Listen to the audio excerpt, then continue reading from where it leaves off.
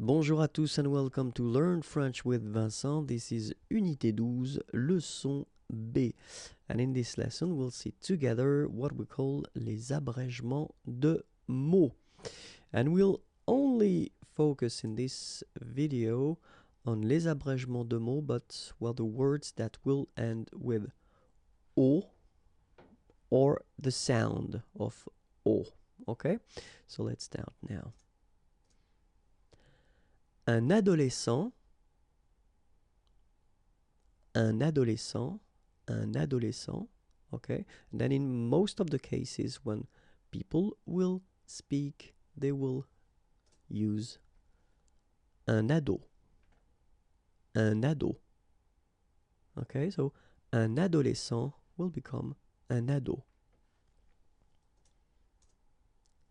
Un apéritif will become un apéro. Un apéro. Okay, so un apéritif, un apéro.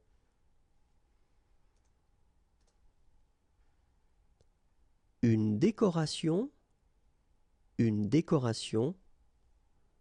it will become une déco. Une déco. Okay, so une décoration, une déco. Une démonstration will become une démo. Une démo. Une démonstration, une démo. Un dictionnaire will become un dico. Okay? Un dico. So one more time, un dictionnaire, un dico. Une exposition will become une expo. Une expo. Un hebdomadaire, so in that case we're talking about the magazine. Un hebdomadaire will become un hebdo. Okay? Un hebdo. So one more time. Un hebdomadaire, un hebdo. Un intellectuel will become un intello. Un intello. Okay, one more time. Un intellectuel, un intello. Un laboratoire will become un labo. Un labo. Personnel will become perso.